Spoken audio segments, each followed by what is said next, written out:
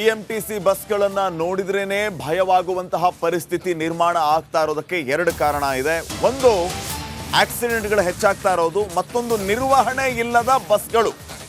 Scrap ಬಸ್ಗಳ ಸಂಖ್ಯೆ ನಗರದಲ್ಲಿ ಹೆಚ್ಚಾಗ್ತಾ ಇವೆ. ಯಾವಾಗ ಏನು ಅನಾಹುತಕ್ಕೆ ಈ ಬಿಎಂಟಿಸಿ ಬಸ್ಗಳು ಕಾರಣ ಆಗುತ್ತೋ ಅನ್ನುವಂತಹ ಆತಂಕ ತಮಗೆಲ್ಲರಿಗೂ ಗೊತ್ತೇ ಇದೆ. ಎಲ್ಲೆಲ್ಲಿ ಯಾವ್ಯಾವ ರೀತಿ ಆಕ್ಸಿಡೆಂಟ್ ಅಂತ ಏನೆಲ್ಲ ಅನಾಹುತಗಳಾಗಿದೆ ಅಂತ ಹೇಳಿ.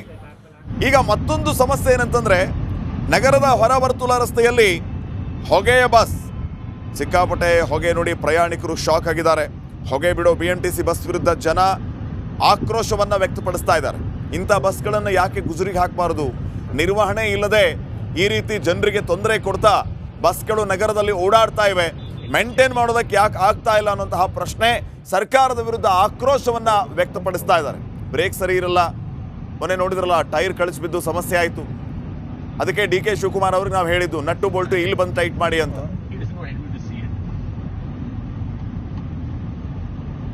ನೋಡಿ, ನಾನು ಹೇಳ್ತಾ ಇದ್ದೆ ಆಗಲೇ, ಈಗ ದೃಶ್ಯಗಳ ಸಮೇತ ಗಮನಿಸ್ತಾ ಇದ್ದೀರಿ. ಮೊನ್ನೆ ನಟ್ಟು ಬೋಲ್ಟು ಕಳಚಿ ಟೈರ್ ಆಚೆ ಬಂದಿತ್ತು. ಇವತ್ತು ಹೊಗೆ ಬಿಡ್ತಾ ಇಡೀ ನಗರವನ್ನ ಸಂಪೂರ್ಣ ಮಾಲಿನ್ಯ ಮಾಡ್ತಾ ಇರೋದು.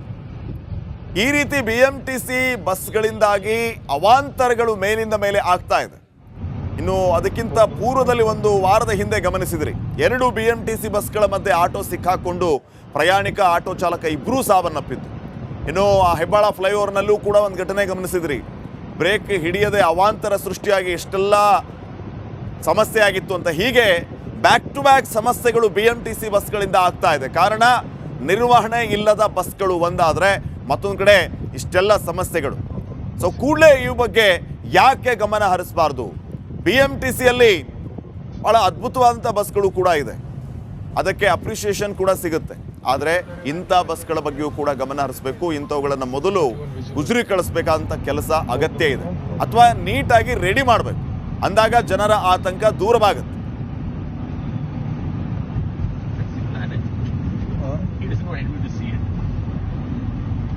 ಬಿಎಂಟಿಸಿ ಬಸ್ಗಳನ್ನು ನೋಡಿದ್ರೇನೆ ಭಯವಾಗುವಂತಹ ಪರಿಸ್ಥಿತಿ ನಿರ್ಮಾಣ ಆಗ್ತಾ ಇರೋದಕ್ಕೆ ಎರಡು ಕಾರಣ ಇದೆ.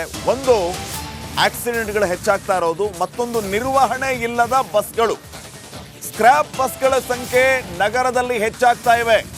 ಯಾವಾಗ ಏನು ಅನಾಹುತಕ್ಕೆ ಈ ಬಿಎಂಟಿಸಿ ಬಸ್ಗಳು ಕಾರಣ ಆಗುತ್ತೋ ಅನ್ನುವಂತಹ ಆತಂಕ ತಮಗೆಲ್ಲರಿಗೂ ಗೊತ್ತೇ ಇದೆ. ಎಲ್ಲೆಲ್ಲಿ ಯಾವ್ಯಾವ ರೀತಿ ಆಕ್ಸಿಡೆಂಟ್ ಅಂತ ಏನೆಲ್ಲ ಅನಾಹುತಗಳಾಗಿದೆ ಅಂತ ಹೇಳಿ. ಈಗ ಮತ್ತೊಂದು ಸಮಸ್ಯೆ ಏನಂತಂದ್ರೆ, ನಗರದ ಹೊರವರ್ತುಲ ರಸ್ತೆಯಲ್ಲಿ ಹೊಗೆಯ ಬಸ್, ಸಿಕ್ಕಾಪಟ್ಟೆ ಹೊಗೆ ನೋಡಿ ಪ್ರಯಾಣಿಕರು ಶಾಕ್ ಆಗಿದ್ದಾರೆ. ಹೊಗೆ ಬಿಡೋ ಬಿಎಂಟಿಸಿ ಬಸ್ ವಿರುದ್ಧ ಜನ ಆಕ್ರೋಶವನ್ನು ವ್ಯಕ್ತಪಡಿಸ್ತಾ ಇದ್ದಾರೆ. ಇಂಥ ಬಸ್ಗಳನ್ನು ಯಾಕೆ ಗುಜರಿಗೆ ಹಾಕಬಾರದು? ನಿರ್ವಹಣೆ ಇಲ್ಲದೆ ಈ ರೀತಿ ಜನರಿಗೆ ತೊಂದರೆ ಕೊಡ್ತಾ ಬಸ್ಗಳು ನಗರದಲ್ಲಿ ಓಡಾಡ್ತಾ ಇವೆ. ಮೇಂಟೈನ್ ಮಾಡೋದಕ್ಕೆ ಯಾಕೆ ಆಗ್ತಾ ಇಲ್ಲ ಅನ್ನೋಂತಹ ಪ್ರಶ್ನೆ ಸರ್ಕಾರದ ವಿರುದ್ಧ ಆಕ್ರೋಶವನ್ನು ವ್ಯಕ್ತಪಡಿಸ್ತಾ ಇದ್ದಾರೆ. ಬ್ರೇಕ್ ಸರಿ ಇರಲ್ಲ, ಮೊನ್ನೆ ನೋಡಿದ್ರಲ್ಲ ಟೈರ್ ಕಳಿಸ್ಬಿದ್ದು ಸಮಸ್ಯೆ ಆಯಿತು. ಅದಕ್ಕೆ ಡಿ.ಕೆ. ಶಿವಕುಮಾರ್ ಅವ್ರಿಗೆ ನಾವು ಹೇಳಿದ್ದು ನಟ್ಟು ಬೋಲ್ಟು ಇಲ್ಲಿ ಬಂದು ಟೈಟ್ ಮಾಡಿ ಅಂತ.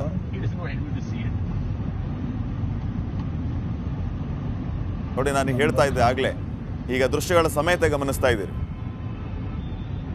ಮೊನ್ನೆ ನಟ್ಟು ಬೋಲ್ಟು ಕಳಚಿ ಟೈರ್ ಆಚೆ ಬಂದಿತ್ತು. ಇವತ್ತು ಹೊಗೆ ಬಿಡ್ತಾ ಇಡೀ ನಗರವನ್ನ ಸಂಪೂರ್ಣ ಮಾಲಿನ್ಯ ಮಾಡ್ತಾ ಇರೋದು. ಈ ರೀತಿ ಬಿಎಂಟಿಸಿ ಬಸ್ಗಳಿಂದಾಗಿ ಅವಾಂತರಗಳು ಮೇಲಿಂದ ಮೇಲೆ ಆಗ್ತಾ ಇದೆ. ಇನ್ನು ಅದಕ್ಕಿಂತ ಪೂರ್ವದಲ್ಲಿ ಒಂದು ವಾರದ ಹಿಂದೆ ಗಮನಿಸಿದ್ರಿ, 2 ಬಿಎಂಟಿಸಿ ಬಸ್ಗಳ ಮಧ್ಯೆ ಆಟೋ ಸಿಕ್ಕಾಕೊಂಡು ಪ್ರಯಾಣಿಕ ಆಟೋ ಚಾಲಕ ಇಬ್ಬರೂ ಸಾವನ್ನಪ್ಪಿದ್ದು. ಇನ್ನು ಆ ಹೆಬ್ಬಾಳ ಫ್ಲೈಓವರ್ನಲ್ಲೂ ಕೂಡ ಒಂದು ಘಟನೆ ಗಮನಿಸಿದ್ರಿ. ಬ್ರೇಕ್ ಹಿಡಿಯದೆ ಅವಾಂತರ ಸೃಷ್ಟಿಯಾಗಿ ಎಷ್ಟೆಲ್ಲ ಸಮಸ್ಯೆ ಆಗಿತ್ತು ಅಂತ. ಹೀಗೆ ಬ್ಯಾಕ್ ಟು ಬ್ಯಾಕ್ ಸಮಸ್ಯೆಗಳು ಬಿಎಂಟಿಸಿ ಬಸ್ಗಳಿಂದ ಆಗ್ತಾ ಇದೆ. ಕಾರಣ ನಿರ್ವಹಣೆ ಇಲ್ಲದ ಬಸ್ಗಳು ಒಂದಾದರೆ, ಮತ್ತೊಂದು ಕಡೆ ಇಷ್ಟೆಲ್ಲ ಸಮಸ್ಯೆಗಳು. ಸೊ ಕೂಡಲೇ ಈ ಬಗ್ಗೆ ಯಾಕೆ ಗಮನ ಹರಿಸಬಾರ್ದು? ಬಿಎಂಟಿಸಿಯಲ್ಲಿ ಭಾಳ ಅದ್ಭುತವಾದಂಥ ಬಸ್ಗಳು ಕೂಡ ಇದೆ, ಅದಕ್ಕೆ ಅಪ್ರಿಷಿಯೇಷನ್ ಕೂಡ ಸಿಗುತ್ತೆ. ಆದರೆ ಇಂಥ ಬಸ್ಗಳ ಬಗ್ಗೆಯೂ ಕೂಡ ಗಮನ ಹರಿಸಬೇಕು. ಇಂಥವುಗಳನ್ನು ಮೊದಲು ಗುಜರಿ ಕಳಿಸ್ಬೇಕಂತ ಕೆಲಸ ಅಗತ್ಯ ಇದೆ, ಅಥವಾ ನೀಟಾಗಿ ರೆಡಿ ಮಾಡಬೇಕು. ಅಂದಾಗ ಜನರ ಆತಂಕ ದೂರವಾಗುತ್ತೆ.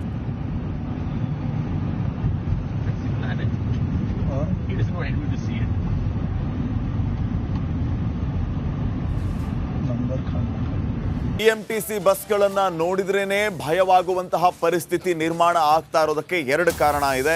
ಒಂದು, ಆಕ್ಸಿಡೆಂಟ್ಗಳು ಹೆಚ್ಚಾಗ್ತಾ ಇರೋದು, ಮತ್ತೊಂದು ನಿರ್ವಹಣೆ ಇಲ್ಲದ ಬಸ್ಗಳು. ಸ್ಕ್ರಾಪ್ ಬಸ್ಗಳ ಸಂಖ್ಯೆ ನಗರದಲ್ಲಿ ಹೆಚ್ಚಾಗ್ತಾ ಇವೆ. ಯಾವಾಗ ಏನು ಅನಾಹುತಕ್ಕೆ ಈ ಬಿಎಂಟಿಸಿ ಬಸ್ಗಳು ಕಾರಣ ಆಗುತ್ತೋ ಅನ್ನುವಂತಹ ಆತಂಕ ತಮಗೆಲ್ಲರಿಗೂ ಗೊತ್ತೇ ಇದೆ. ಎಲ್ಲೆಲ್ಲಿ ಯಾವ್ಯಾವ ರೀತಿ ಆಕ್ಸಿಡೆಂಟ್ ಅಂತ ಏನೆಲ್ಲ ಅನಾಹುತಗಳಾಗಿದೆ ಅಂತ ಹೇಳಿ. ಈಗ ಮತ್ತೊಂದು ಸಮಸ್ಯೆ ಏನಂತಂದ್ರೆ, ನಗರದ ಹೊರವರ್ತುಲ ರಸ್ತೆಯಲ್ಲಿ ಹೊಗೆಯ ಬಸ್, ಸಿಕ್ಕಾಪಟ್ಟೆ ಹೊಗೆ ನೋಡಿ ಪ್ರಯಾಣಿಕರು ಶಾಕ್ ಆಗಿದ್ದಾರೆ. ಹೊಗೆ ಬಿಡೋ ಬಿಎಂಟಿಸಿ ಬಸ್ ವಿರುದ್ಧ ಜನ ಆಕ್ರೋಶವನ್ನ ವ್ಯಕ್ತಪಡಿಸ್ತಾ ಇದ್ದಾರೆ. ಇಂಥ ಬಸ್ಗಳನ್ನು ಯಾಕೆ ಗುಜರಿಗೆ ಹಾಕಬಾರದು?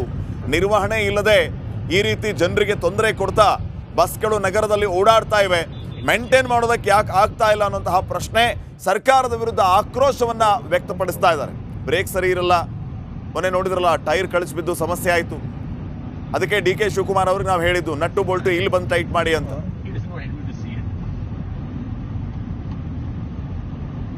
ನೋಡಿ, ನಾನು ಹೇಳ್ತಾ ಇದ್ದೆ ಆಗಲೇ, ಈಗ ದೃಶ್ಯಗಳ ಸಮೇತ ಗಮನಿಸ್ತಾ ಇದ್ದೀರಿ. ಮೊನ್ನೆ ನಟ್ಟು ಬೋಲ್ಟು ಕಳಚಿ ಟೈರ್ ಆಚೆ ಬಂದಿತ್ತು.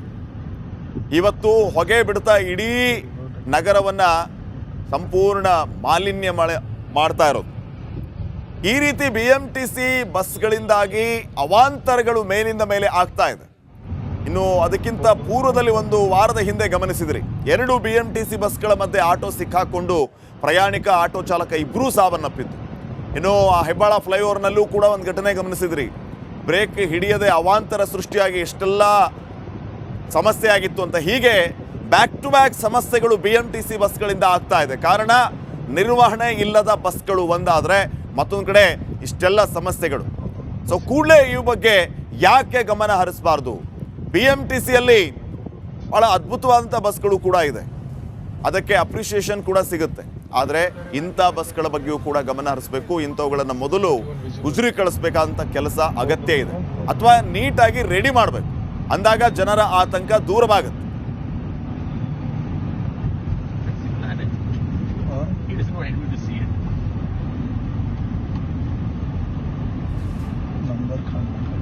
ಬಿಎಂಟಿಸಿ ಬಸ್ಗಳನ್ನ ನೋಡಿದ್ರೇನೆ ಭಯವಾಗುವಂತಹ ಪರಿಸ್ಥಿತಿ ನಿರ್ಮಾಣ ಆಗ್ತಾ ಇರೋದಕ್ಕೆ ಎರಡು ಕಾರಣ ಇದೆ. ಒಂದು, ಆಕ್ಸಿಡೆಂಟ್ಗಳು ಹೆಚ್ಚಾಗ್ತಾ ಇರೋದು, ಮತ್ತೊಂದು ನಿರ್ವಹಣೆ ಇಲ್ಲದ ಬಸ್ಗಳು. ಸ್ಕ್ರಾಪ್ ಬಸ್ಗಳ ಸಂಖ್ಯೆ ನಗರದಲ್ಲಿ ಹೆಚ್ಚಾಗ್ತಾ ಇವೆ. ಯಾವಾಗ ಏನು ಅನಾಹುತಕ್ಕೆ ಈ ಬಿಎಂಟಿಸಿ ಬಸ್ಗಳು ಕಾರಣ ಆಗುತ್ತೋ ಅನ್ನುವಂತಹ ಆತಂಕ ತಮಗೆಲ್ಲರಿಗೂ ಗೊತ್ತೇ ಇದೆ. ಎಲ್ಲೆಲ್ಲಿ ಯಾವ್ಯಾವ ರೀತಿ ಆಕ್ಸಿಡೆಂಟ್ ಅಂತ ಏನೆಲ್ಲ ಅನಾಹುತಗಳಾಗಿದೆ ಅಂತ ಹೇಳಿ. ಈಗ ಮತ್ತೊಂದು ಸಮಸ್ಯೆ ಏನಂತಂದ್ರೆ, ನಗರದ ಹೊರವರ್ತುಲ ರಸ್ತೆಯಲ್ಲಿ ಹೊಗೆಯ ಬಸ್, ಸಿಕ್ಕಾಪಟ್ಟೆ ಹೊಗೆ ನೋಡಿ ಪ್ರಯಾಣಿಕರು ಶಾಕ್ ಆಗಿದ್ದಾರೆ. ಹೊಗೆ ಬಿಡೋ ಬಿಎಂಟಿಸಿ ಬಸ್ ವಿರುದ್ಧ ಜನ ಆಕ್ರೋಶವನ್ನ ವ್ಯಕ್ತಪಡಿಸ್ತಾ ಇದ್ದಾರೆ. ಇಂಥ ಬಸ್ಗಳನ್ನು ಯಾಕೆ ಗುಜರಿಗೆ ಹಾಕಬಾರದು? ನಿರ್ವಹಣೆ ಇಲ್ಲದೆ ಈ ರೀತಿ ಜನರಿಗೆ ತೊಂದರೆ ಕೊಡ್ತಾ ಬಸ್ಗಳು ನಗರದಲ್ಲಿ ಓಡಾಡ್ತಾ ಇವೆ. ಮೇಂಟೈನ್ ಮಾಡೋದಕ್ಕೆ ಯಾಕೆ ಆಗ್ತಾ ಇಲ್ಲ ಅನ್ನೋಂತಹ ಪ್ರಶ್ನೆ ಸರ್ಕಾರದ ವಿರುದ್ಧ ಆಕ್ರೋಶವನ್ನ ವ್ಯಕ್ತಪಡಿಸ್ತಾ ಇದ್ದಾರೆ. ಬ್ರೇಕ್ ಸರಿ ಇರಲ್ಲ, ಮೊನ್ನೆ ನೋಡಿದ್ರಲ್ಲ ಟೈರ್ ಕಳಿಸ್ಬಿದ್ದು ಸಮಸ್ಯೆ ಆಯಿತು. ಅದಕ್ಕೆ ಡಿ ಕೆ ಶಿವಕುಮಾರ್ ಅವ್ರಿಗೆ ನಾವು ಹೇಳಿದ್ದು ನಟ್ಟು ಬೋಲ್ಟು ಇಲ್ಲಿ ಬಂದು ಟೈಟ್ ಮಾಡಿ ಅಂತ.